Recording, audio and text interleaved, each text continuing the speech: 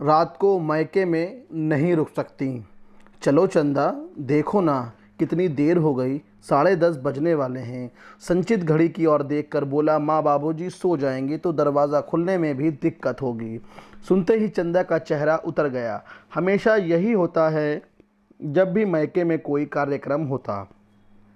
सुबह से जो भेज देता संचित चंदा को मायके, लेकिन रात में बिल्कुल भी नहीं रुकने देता। बड़ा परिवार, चाचा ताऊ सबके बेटे बेटियां और ख़ुद की भी दोनों बहनें सब इकट्ठा होते, और साथ ही साथ 5-6 भाभियां भी। काफ़ी बड़ा संयुक्त परिवार, हर महीने कोई ना कोई उत्सव होता ही रहता।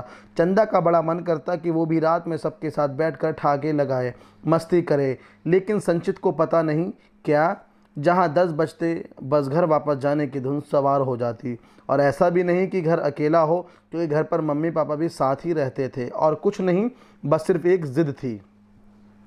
सुलोचना जी समझती भी थी कि संचित को कि वैसे ना छोड़ो मायके में चंदा को, लेकिन जब वहाँ कामकाज हो तो तब तो छोड़ दो।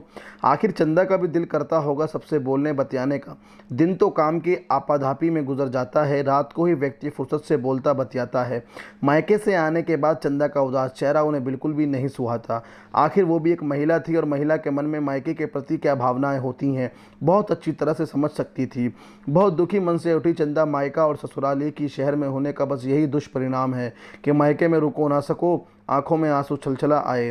भाभी, मामी, बहनों और भाइयों सबने कहा, लेकिन संचित राजी नहीं हुआ। रुआसी हो उठी चंदा। आखिर उससे सिर्फ 1 साल छोटी चचेरी भतीजे की शादी है, तब तो छोड़ दो। अरे क्या करेगी रात में रुककर, सिर्फ बातें ही तो करना है, सुबह जल्दी भेज दूंगा। और चंदा बहुत ही बुझे मन में बाहर आ गई और मोटरसाइकिल पर बैठकर पहुंच गई ससुराल। तुम फिर चंदा को वापस ले आए, मैंने मना किया था ना, कम से कम उसको भतीजे की शादी में तो रुक लेने देते। पता नहीं इस लड़के की बुद्धि में क्या शुमार है। चंदा का उतरा हुआ चेहरा देखकर सुलोचना भी दुखित हो गई। आखिर वो भी 2-2 बेटियों की माँ जो थी। क्या माँ, आप भी शुरू हो गई? उन लोगों से कह आया हूँ कि सुबह जल्दी भेज दूंगा। संचित झल्ला उठा।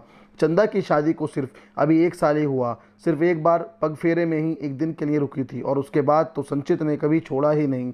वो भी संचित की खुशी के लिए चली आती, लेकिन जब मायके में सब लोग एक साथ इकट्ठा होते तब बहुत उदास हो जाती। इस बार जब संचित की शादी की सालगिरह पड़ी तो सुलोचना ने दोनों की बेटियों को बुलाया और उन लोगों से मिलकर कुछ साठगांठ कर ली। जब कार्यक्रम निपट गया तो दोनों बहनें अपने अपने बैग लेकर वापस जाने लगीं। दीदी, ये बैग लेकर कहाँ जा रही हैं? हम लोग वापस जा रहे हैं। वापस जा रही है, इसका मतलब? अभी बिल्कुल नहीं जाने दूंगा आप लोगों को। आपको तो पता ही है कि हम लोग रात में ही कायदे से बैठकर बातचीत कर पाते हैं। आप जब आई और कब चली गई पता ही नहीं चलेगा। क्या बताऊं, तुम्हारे जीजा जी इसी शर्त पर लाए थे कि रात को ही वापस निकल लेंगी। जब हमने हामी भरी तो तैयार हुए। हाँ हाँ बिल्कुल, हम लोगों को रात में ही वापस जाना है। क्या करेंगी ये रोक रोक कर? तुम्हारा कार्य तो अच्छी तरीके से निपट गया ना? दोनों जीजा जी भी पीछे से बोले। जीजा जी, ऐसे तो बिल्कुल भी नहीं अच्छा लगेगा, कहीं बहन बेटियां इस तरह रात में वापस जाती होंगी।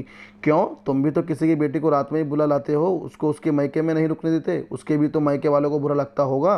कैसे बुझे मन से बेचारी वापस आती होगी, देखकर मुझको ख़राब लगता है। अभी जब तक बच्चे नहीं हैं तब तक ही रुक लेगी, एक बार जब जिम्मेदारियों का बोझ पड़ जाएगा तब वो खुद ही नहीं रुकेगी। जब सुलोचना ने देखा कि लोहा गर्म है और उसने तुरंत वार कर दिया।